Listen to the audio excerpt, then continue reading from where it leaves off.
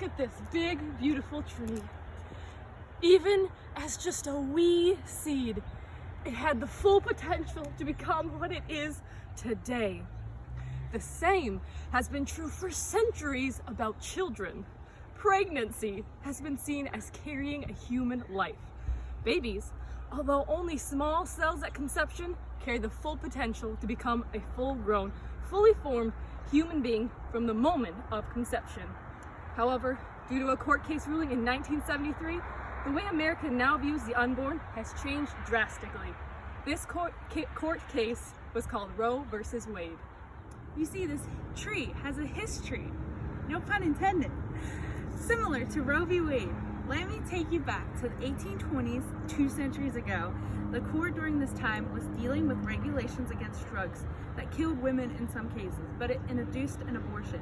This was the earliest abortion cases. Fast forwarding to the 1850s, the American Medical Association wanted to criminalize abortions. Almost 2 decades later, the Catholic Church prohibited abortions at any stage. Then in the 1880s, all abortions were banned across the country.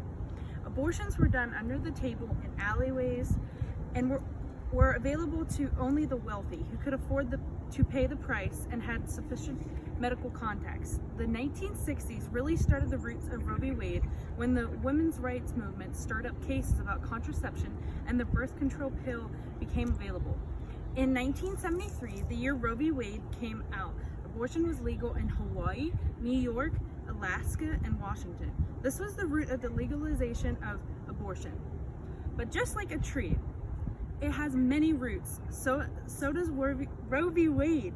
The other root in this case are the people that were involved. Norma McCorvey, a Texas woman in her early 20s, wanted to end her pregnancy after giving birth to 2 children prior and giving them up to adoption. But she was too poor to afford it, and her state would not allow an abortion. She tried and failed to get an illegal abortion after being referred to 2 attorneys, Linda Coffey and Sarah Weddington. They too thought abortion should be a right that women can have. The other person involved was Wade. He was previously famous for being the prosecutor of Jack Ruby, who had killed the assassinator of the president. He was the district attorney of the Dallas County, and these people were all the root of Roe v. Wade.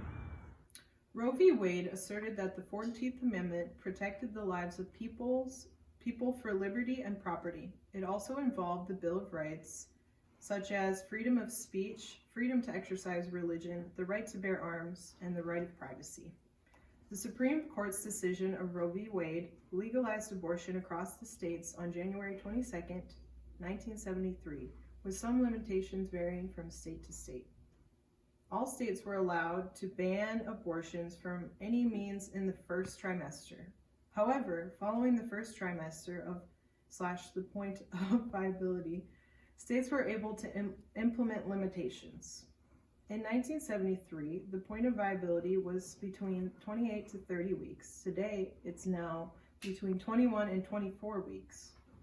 At 28 weeks, a baby begins to open its eyelids and its nervous system can direct its breathing patterns, and it weighs in at about 2.5 pounds. At 29 weeks, a child is able to kick and stretch. Lastly, at 30 weeks, a baby has hair and bone marrow begins to form, weighing at 3 pounds. In 1971, the case was originally initiated by Norma McCorvey, also known as Jane Roe, against Henry Wade. McCorvey was a 22-year-old woman in poor circumstances, looking for a way out of her unwanted pregnancy. Prior to this, abortion was not allowed in most states unless a woman's life was at risk. Henry Wade was an attorney of Dallas who enforced the prohibition of abortion. The law by Henry Wade was considered unconstitutional in reference to the 14th Amendment, as mentioned before. Finally, in 1973, the Supreme Court approved the legalization of abortion to help affirm the rights of women under the 14th Amendment, thus causing a huge increase of abortions following the case.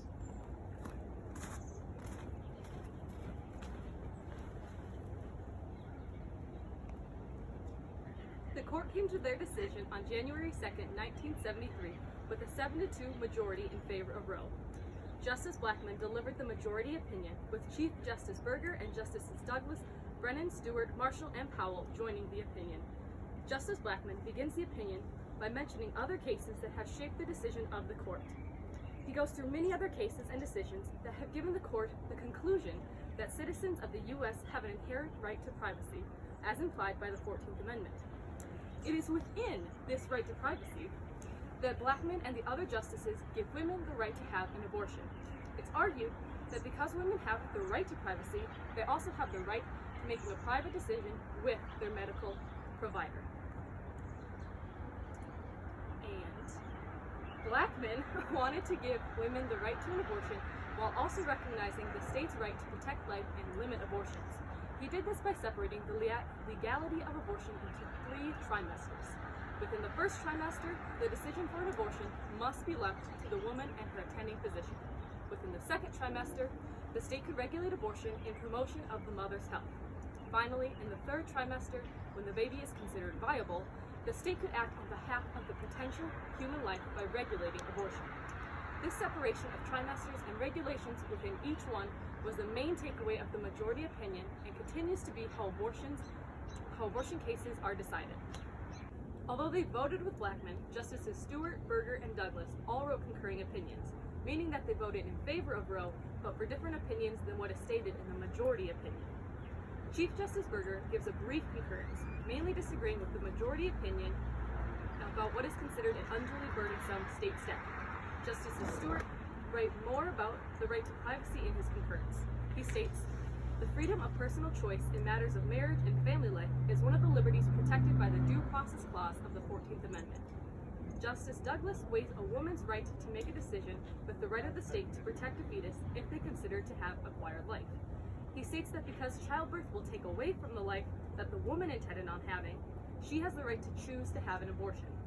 Creating laws prohibiting this right can be dangerous both to the fetus and to the mother, and therefore, Douglas left the choice to the woman. Both Justices White and Rehnquist wrote dissenting opinions. White recognizes that abortion is a sensitive issue and writes that the majority of the court has valued the convenience of the woman above the life of the baby. He states that this right to convenience is not found in the Constitution, saying the court simply fashions and announces a new constitutional right for pregnant mothers and, with scarcely any reason or authority for its action, invests that right with sufficient substance to override most existing state abortion statutes. White finishes by saying the court should not supersede all state mandates, but allow them to regulate abortion as they see fit. Finally, Justice Rehnquist gives his dissent by arguing that the right to privacy and due process found in the 14th Amendment does not apply to a woman wanting an abortion. Rehnquist asserts that privacy does not mean freedom from all state regulations, as has been previously shown in court cases. Overall, the court came to many different conclusions for voting the way they did, and these opinions continue to shape the way in which abortion is legislated to this day. The Roe v. Wade case caused protests across America, dividing nations into 2 different camps, pro-life and pro-choice.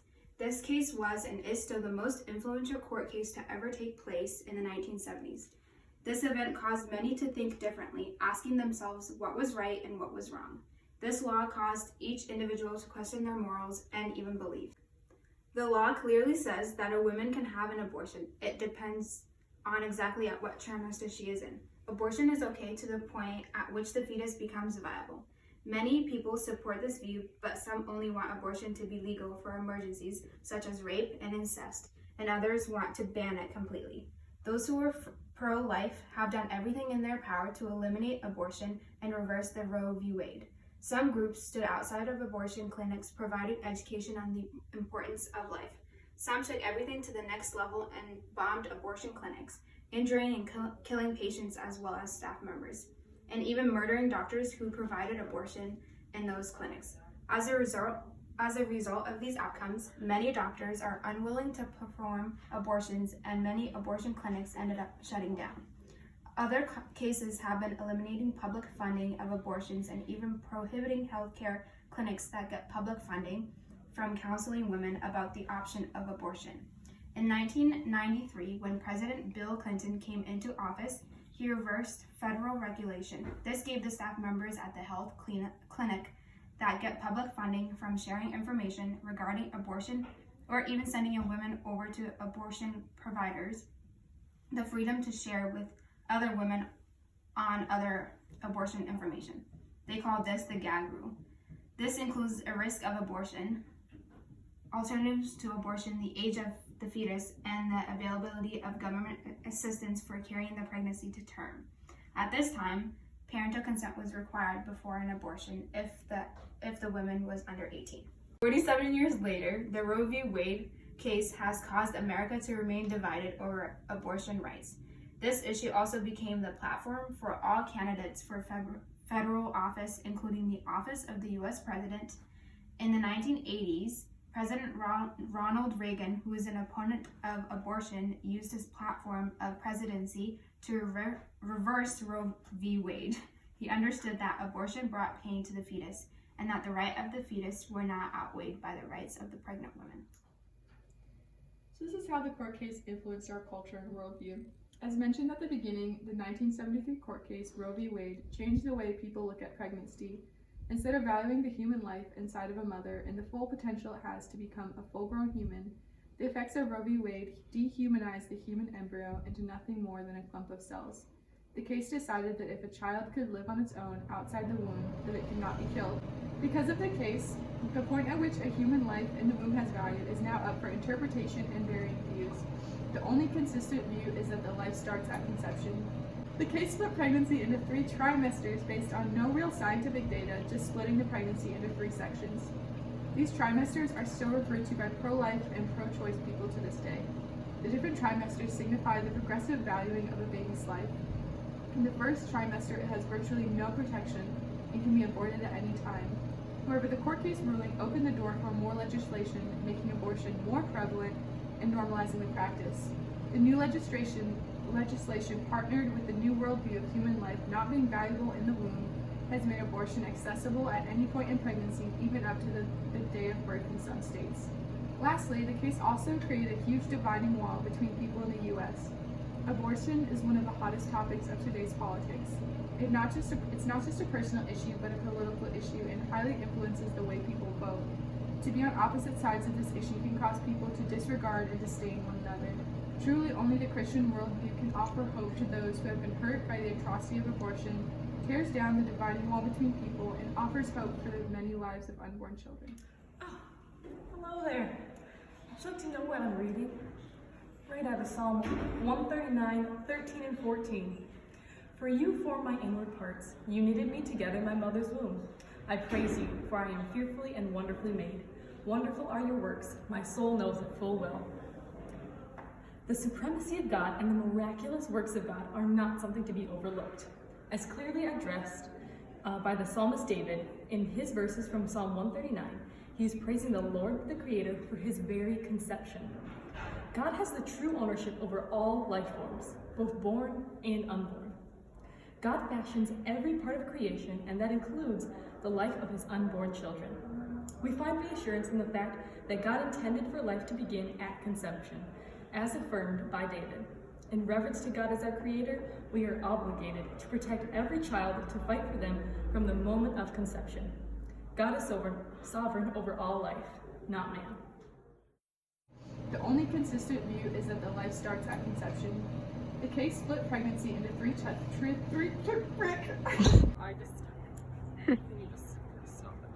Caused Americans to remain divided over abortion rights. I screwed up that. That's facts. Cases, but induced an abortion.